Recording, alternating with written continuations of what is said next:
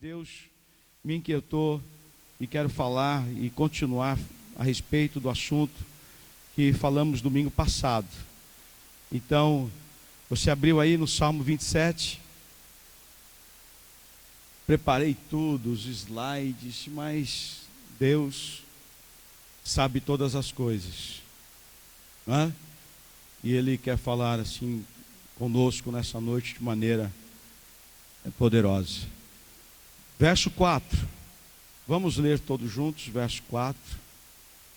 Vamos lá, abriu, Salmo 27, verso 4.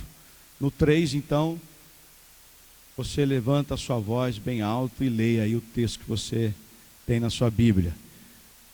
2, 3. Uma coisa pedi ao Senhor. Nossa.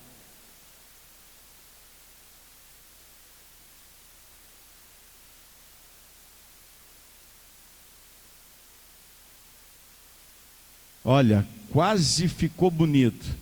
Dá para ficar bonito, não é? Então vamos mais uma vez. 3. Uma coisa pedi ao Senhor, e a buscarei, que eu possa morar na casa do Senhor por todos os dias da minha vida, para aproveitar.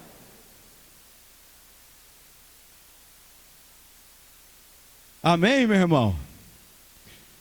Nós precisamos buscar mais isto. O que estamos querendo? O que você está querendo da vida? O que nós estamos buscando da vida? O que nós, do que nós estamos indo atrás? O que nos chama a atenção? O que nos atrai? Meu irmão, nós vemos que muitas coisas estão reluzindo no mundo e como uma luz num poste, numa rua escura, atrai os insetos, os bichinhos, para estar ali naquela luz. Nós, como cristãos, algumas vezes nós nos deixamos ser atraídos pelas luzes do mundo. Nos deixamos ser atraídos por as coisas deste mundo. Como falei semana passada, nós vivemos numa sociedade consumista. A mulher usa um sapato um dia, já não pode usar no outro mais uma vez. Não pode usar na outra semana, porque aquele sapato já foi usado. E aí então o que ela tem que fazer? O que o marido tem que fazer? O que o marido tem que fazer? Dar o dinheiro, pelo menos, para comprar outro. Se usou um vestido num domingo, já não dá para usar no mesmo mês esse vestido. Talvez ela espere alguns meses para poder usar esse vestido. Não se usa mais o tingimento, né? Mas na minha época havia o tingimento e era forte. Como se não podia comprar calças todo mês ou roupa todo mês, fazia-se o quê? Tingia. Então uma camisa era sempre nova. Uma camisa era sempre nova. E quantas vezes eu não tingia algumas camisas, calças, para poder ter uma roupa nova. Algumas vezes até virei o colarinho da camisa, que começa a esgarçar, gastar.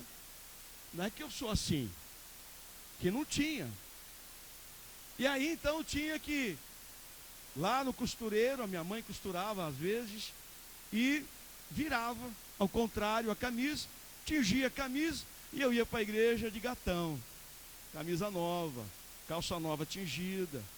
Então, sempre, nós estamos sempre olhando e buscando coisas que satisfaçam o nosso coração.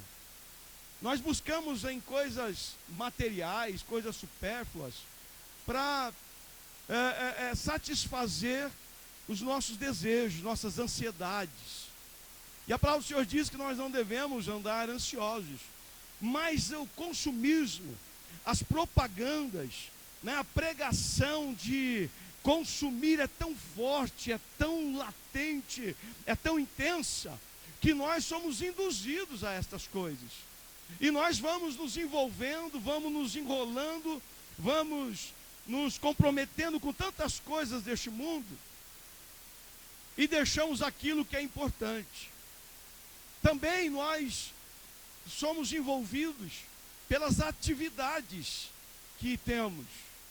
E se não temos, alguns já ainda têm a capacidade de arrumar. Pode não ter tanto, ou se tem já, também arruma outros compromissos. E aí então a vida fica aquela correria, não se tem tempo para nada, não se pode fazer nada, não tem tempo para estar com a família, não tem tempo para ficar com os filhos, não tem tempo para descansar, não tem tempo para viver a vida, porque está compromissado. E nós falamos com muito orgulho: eu tenho compromisso, eu tenho muito compromisso, sou uma pessoa muito ocupada. Azar seu. Não deveria. Não deveria ser tão ocupado assim. Deus já dividiu o dia em 3 partes. 8 horas nós dormimos, alguns dormem mais. Quem dorme mais de 8 horas que levante a mão. Uns fizeram assim, pode levantar, ué, qual o problema de dormir mais de 8? É bom dormir mais que 8 também. E fez 8 horas para quê? Para produzir, trabalhar. E 8 horas para você descansar. Estar com a família, com os amigos, não sei. Mas nós invertemos isso. Dormimos pouco, eu durmo pouco. Fico muito tempo acordado. Como muitos. E nós vamos extrapolando aquilo que deveria ser normal em nossa vida. Então eu me lembro quando eu era pequeno, não vou dizer que antigamente, mas quando eu era pequeno, isto era muito visível.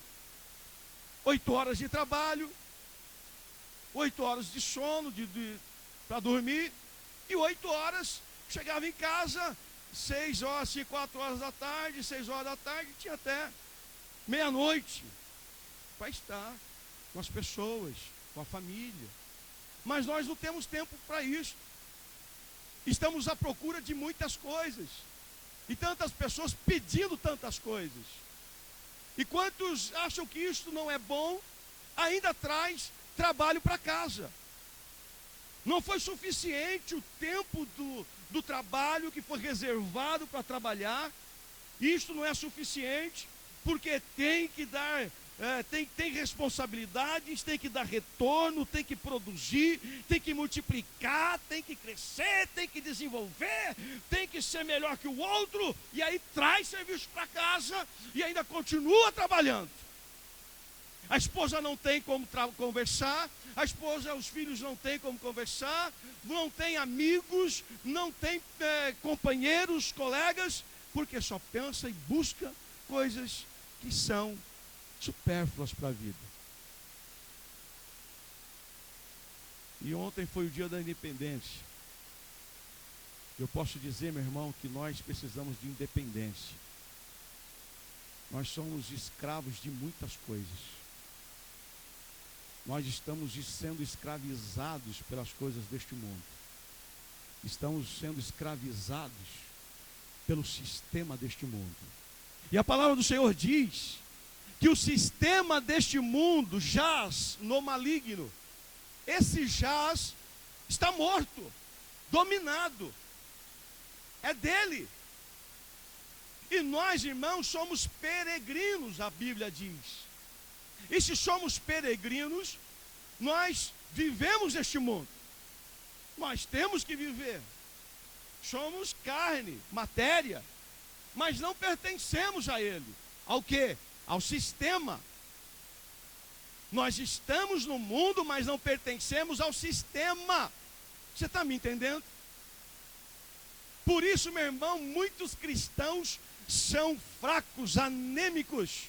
Muitos cristãos estão apáticos, espiritualmente porque buscam outras coisas, estão querendo outras coisas, desenvolvendo outras coisas, porque não buscam aquilo que é principal para a sua vida: Deus, a presença de Deus, a comunhão com Deus, relacionamento com Deus, buscar a palavra de Deus, para que verdadeiramente possa usufruir deste mundo com sabedoria, e assim comer o melhor dessa terra.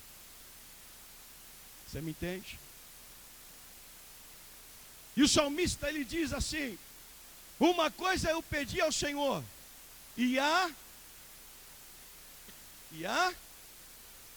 porque não basta só buscar. E quando ele diz: olha, eu peço uma coisa ao Senhor, estou pedindo alguma coisa a Ele, mas ele diz: olha, não basta só buscar, não basta só pedir, é necessário buscar. E nós estamos pedindo tantas coisas para Deus, irmãos, viramos pedintes. Nós vivemos, irmãos, como mendigos. Nós temos a graça, temos toda a glória, temos toda liberdade com Deus, temos uma mesa preparada para nós, para comermos do melhor, temos as promessas de Deus para viver o melhor desta terra, mas nós vivemos como mendigos, e estamos nos tornando pedintes, porque o foco da nossa vida não está em usufruir, não está em viver deste melhor, não está em ter esse relacionamento, não está em sentar à mesa, mas é pedir. Nunca se satisfaz, não entende aquilo que Deus deu. Cristãos que não compreendem a palavra de Deus e vivem atrás de bênçãos e bênçãos e bênçãos e bênçãos, infinitamente bênçãos, e não consegue satisfazer a sua alma, não consegue satisfazer o seu ser. Por que não consegue satisfazer? Porque busca aquilo que satisfaz a si mesmo. Mas quando nós aprendemos a buscar aquilo que satisfaz o coração de Deus, quando aprendemos a buscar aquilo que satisfaz a presença de Deus, aquilo que satisfaz os céus, então nós, irmãos, estaremos satisfeitos, seremos preenchidos e seremos abençoados por Deus. Se você entende, diga amém. Mas nós não estamos buscando isso, por isso não estamos satisfeitos. Se perguntasse antes de dar essa introdução a algo a você, você iria dizer: me falta alguma coisa. Você iria dizer: eu preciso de alguma coisa.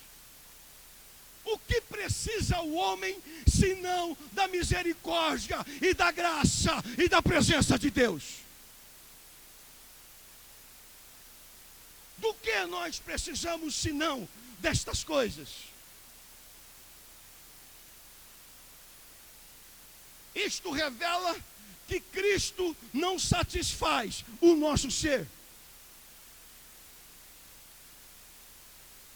Uma coisa pedi ao Senhor, e a buscarei, e a buscarei, e a buscarei, e a buscarei. Que eu possa morar na casa do Senhor todos os dias da minha vida.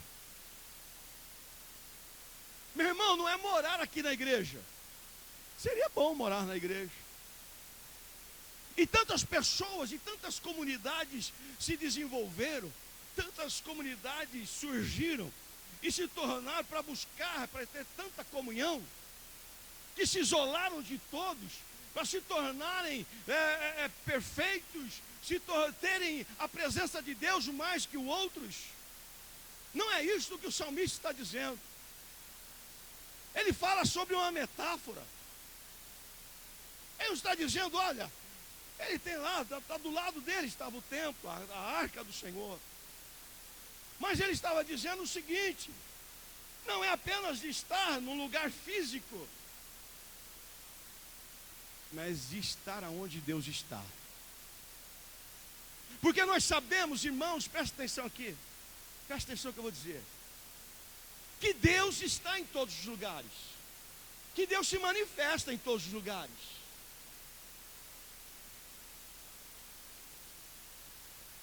Agora resta saber se nós estamos com Deus em todos os lugares, se nós estamos na presença dEle em todos os lugares.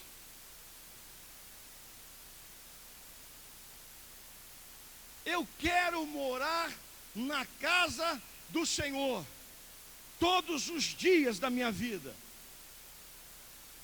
Quando Jesus morreu, a Bíblia diz que o véu foi rasgado. Havia um véu entre o lugar santo e o lugar santíssimo, que dividia os dois lugares. E ali só podia entrar o sumo sacerdote, o sacerdote. E ele entrava com uma cordinha, um sininho do lado, blim, blim, blim, blim. E aquele sininho não poderia e não podia fazer barulho. Se aquele sino fizesse barulho, o sacerdote morreu. Só ele podia entrar lá. E a palavra diz que no dia em que Jesus morreu, o véu foi rasgado, não o véu do céu, mas aquilo que separava o homem de Deus, aquilo que impedia o homem de entrar na presença de Deus, que é a nossa natureza pecaminosa, que é o nosso ser pecaminoso. E aí então Deus abre o véu e libera a passagem para todos nós.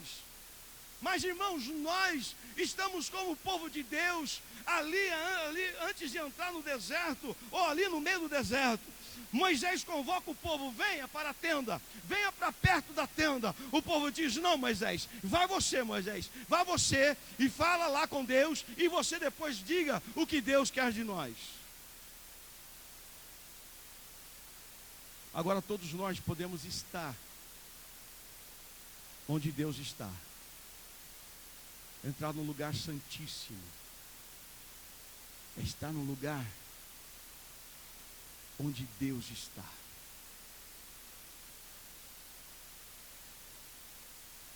Será que Deus está em todos os lugares que nós estamos? Será que está? Sim ou não? Quem acha que é assim, diga amém. Quem acha que é não, diga amém. Quem está em cima do muro, diga misericórdia.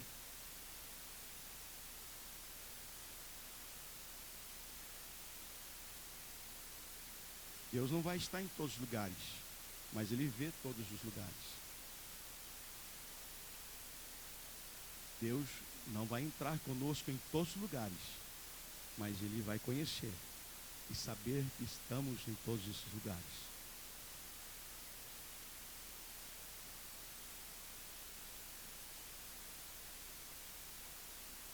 Se um cristão sai num domingo, depois do culto, e vai pegar o restinho da balada, graças a Deus não existe cristão assim. Sai da igreja cheio da presença de Deus, e Deus está com ele, com ela, e entra na balada. Deus entra na balada, mas Ele vai olhar dentro da balada, vai olhar você, eu, vai nos olhar.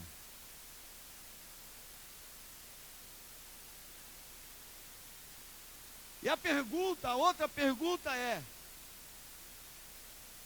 e o salmista diz, que eu possa estar. A pergunta é, todos os lugares que você está, Deus se faz presente. Lá no teu trabalho, Deus se faz presente ali. Você mora com Ele, Ele mora com você, Ele está conosco lá no trabalho, Ele está conosco, não é? Saindo do trabalho, indo para o trabalho, indo para a escola, voltando da escola, na escola. O Senhor está conosco.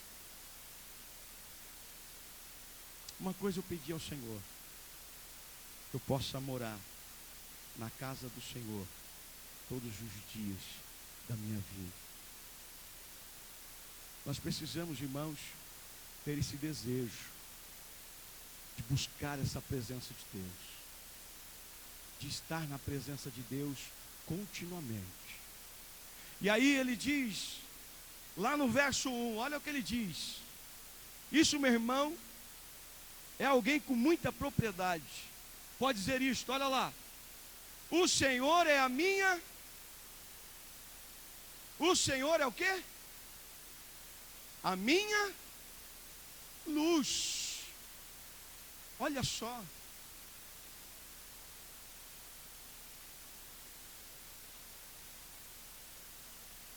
O Senhor é luz. Ele é a minha luz. E será que Deus, Ele é a nossa luz? E o salmista está dizendo, olha, Ele não é apenas a luz que brilha no meu caminho, que ilumina o meu caminho. Ele não é apenas a luz no qual o texto, a palavra diz que o Senhor é a luz dos meus pés, é a lâmpada nos meus caminhos. Ele está dizendo muito mais do que isto. Meu irmão, nós precisamos buscar tanto a Deus, nos aproximar tanto de Deus, que o Senhor deve ser a luz dos nossos olhos. E o salmista está dizendo, olha, o Senhor é a luz dos meus olhos.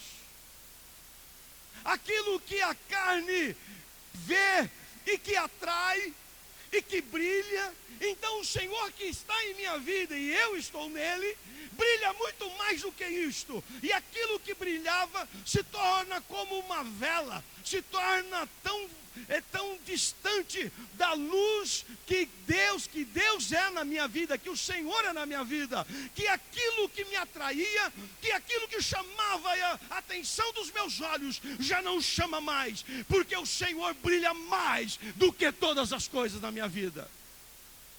E os nossos olhos, irmãos, precisam estar e buscar isto. Porque nós buscamos as coisas do mundo? Porque as coisas do mundo estão brilhando mais. Tem mais impedância, tem mais luz, luminosidade do que a luz do Senhor.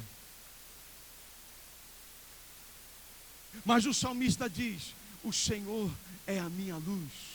Aquilo que o homem, aquilo que a matéria, aquilo que a carne chamava a minha atenção, agora o Senhor brilha na minha vida. Ele é o sol da minha justiça, Ele é a luz do meu dia, Ele é a luz dos meus olhos. Ele brilha de tal maneira que eu já não vejo mais nada. Esse mundo não me atrai, o dinheiro não me atrai mais, ser isto não me atrai mais, conquistar aquilo já não me atrai. O que me atrai é estar na presença do Senhor, é buscar a sua face, é agradá-lo, é olhar para Ele, é olhar fixamente para Ele, porque Ele ilumina os meus olhos. O Senhor é a minha luz, que traz luz aos meus olhos. O Senhor é a luz que ilumina os meus pensamentos. Coisa mais difícil é controlar pensamento. Você consegue controlar o seu? Quem consegue controlar o pensamento?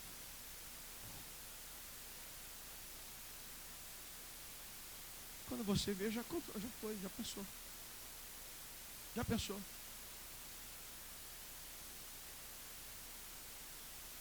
Mas Ele está dizendo, o Senhor controla, o Senhor ilumina os meus pensamentos. Os meus pensamentos já não são mais os meus pensamentos. Os meus pensamentos são os pensamentos do Senhor. O salmista estava dizendo aquilo que fazia ele imaginar, ele pensar. já não rege mais os seus pensamentos. O Senhor ilumina tanto a sua vida, ilumina tanto os seus olhos, que Ele mudou a sua maneira de ver, que Ele mudou a sua maneira de olhar para as coisas, para os acontecimentos.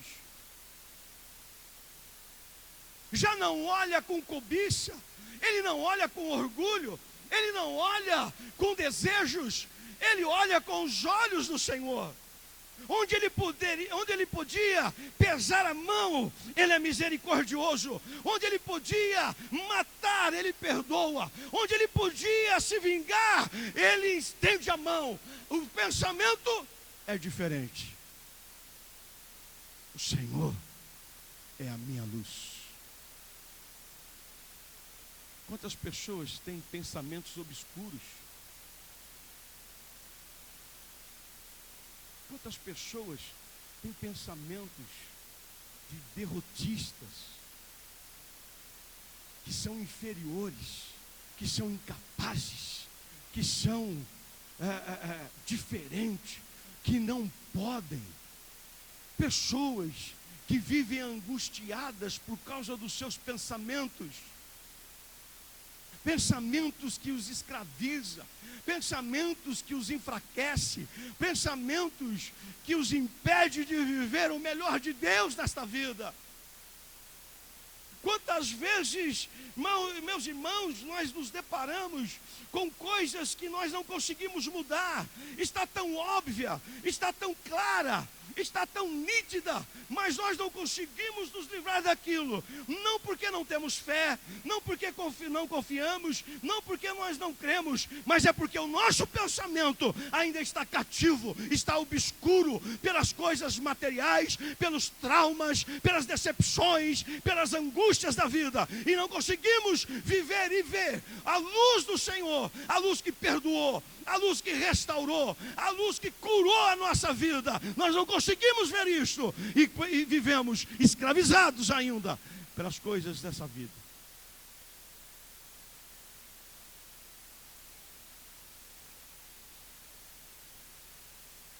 O Senhor é a luz.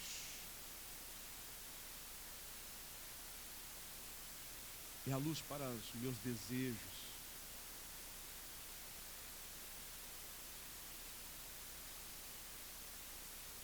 É a luz para as minhas decisões. Quantas pessoas decidem no obscuro suas vidas, decidem por situações, decidem a sua vida por medos, por inseguranças, por não compreender e não ver a luz do Senhor sobre a sua vida, a luz da sua palavra, a luz das suas promessas, a luz da sua presença em sua vida. As decisões devem ser tomadas pela luz e com a luz do Senhor em nossa vida. O Senhor é a luz para as minhas escolhas. Se colocar uma laranja, se colocar uma mexerica e um limão do mesmo tamanho, um do lado do outro, no escuro, e se tivermos que tatear para poder escolher, e alguém diga, escolha o limão. Se fizermos isso no escuro, poderemos pegar a laranja. Podemos pegar a mexerica. Porque escolheu no escuro. Escolheu sem orar, escolheu sem buscar, escolheu sem confiar, escolheu sem se entregar à palavra de Deus. E quantas vezes nós, irmãos, nós estamos fazendo escolhas, e escolhas na escuridão. Não porque não conhecemos a palavra de Deus, conhecemos a palavra de Deus em todos os seus âmbitos, talvez, em todos os seus ângulos, mas, irmãos, aquilo ainda não brilha tanto como os nossos desejos, as nossas escolhas. E o dia em que nós buscarmos a Deus e desejar essa presença de Deus, Ele vai iluminar a nossa vida, a nossa alma, os nossos olhos, nossos pensamentos, nossas escolhas, nossas decisões. Então nós seremos abençoados. Então viveremos o melhor da nossa vida. Quantas vezes, irmão, nós poderíamos evitar problemas, confusões, não é? Coisas, constrangimentos, porque nós não soubemos escolher, nós não soubemos desejar. Escolhemos mal, desejamos mal. Porque não escolhemos com a luz do Senhor. Escolhemos com a nossa luz, a luz dos nossos olhos. Olhe para o teu irmão e diga assim: o Senhor é a tua luz. Diga: o Senhor é a tua luz. Olhe para o outro da outro lado, enquanto eu tiro o paletó aqui, diga: o Senhor é a tua luz. E aí ele diz ainda: o Senhor é a minha salvação. Se teve alguém que foi salvo pelo Senhor inúmeras vezes, foi Davi. Deus já te salvou várias vezes? Levante a mão. Quantas vezes Deus nos salvou, meu irmão? Hein? Quantas vezes Deus nos salvou? Quantas vezes Deus nos salvou das perdas, das vergonhas? Quantas vezes Deus nos salvou de situações difíceis? E quando Ele fala a salvação, e não apenas a salvação da sua alma, ele vai estar com Deus, mas é a salvação que ele conhece na prática. Nós precisamos conhecer essa salvação de Deus. Nós precisamos viver mais. Nós precisamos olhar mais para isto, não só na teoria. Porque ele viu o Senhor salvá-lo de situações difíceis, de momentos que ele iria morrer. Deus o salvou quando ninguém estava vendo do urso. Ele enfrentou o urso e matou. Deus o capacitou. Deus o salvou da morte diante de um leão. Deus o salvou diante de um gigante com uma pedra. Uma pedrinha. Eu não sei quantas pontas tinham, se era redonda, se não era quadrada, se era triangular, se era retangular, não sei. Mas era uma pedra. Uma pedra. E Deus o salvou diante de um gigante. Deus o salvou iluminando o seu pensamento. Olha só a iluminação do pensamento de Deus. De Deus na vida de alguém. Isso não é só astúcia. Isso é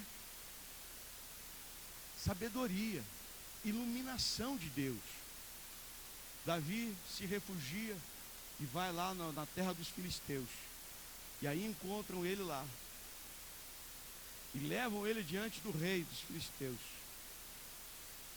Ele não tinha como escapar. Ele ia morrer. E aí Deus fez o quê? Tremeu a terra e engoliu todos os filisteus. Ficou só Davi num monte e o resto desmoronou. Amém ou não amém? Amém ou não amém?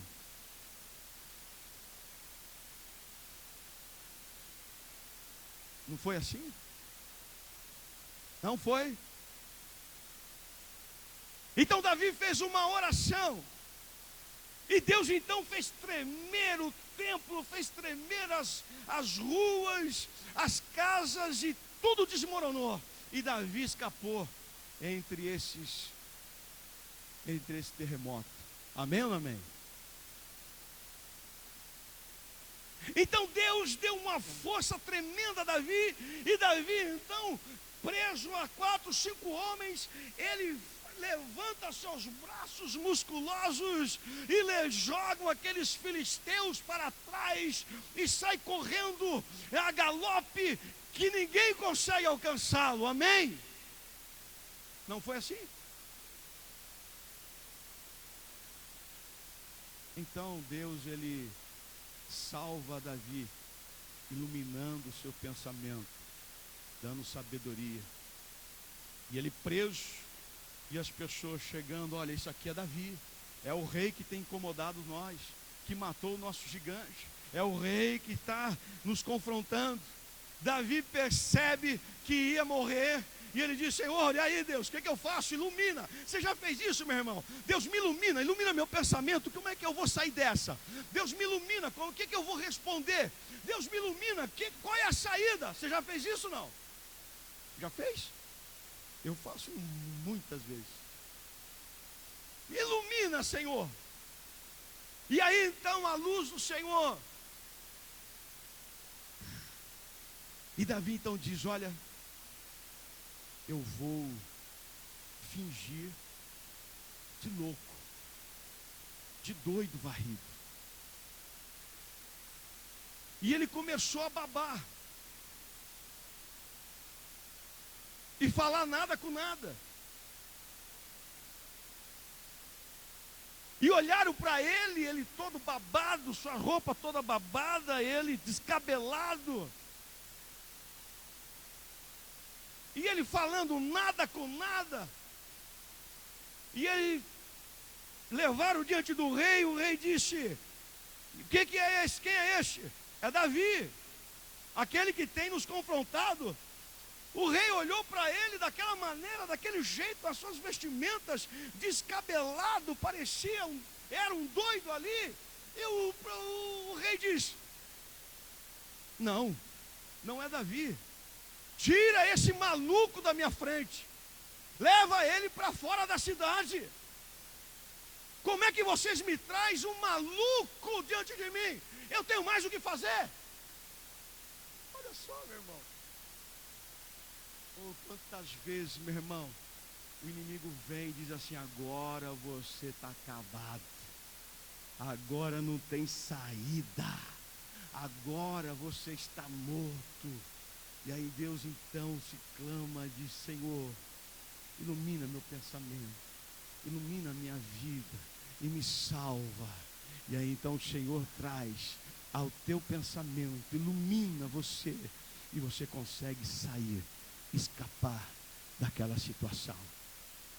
Uma coisa pedi ao Senhor: e a buscarei, que eu possa morar na casa do Senhor todos os dias da minha vida. Vamos ficar de pé, meus queridos.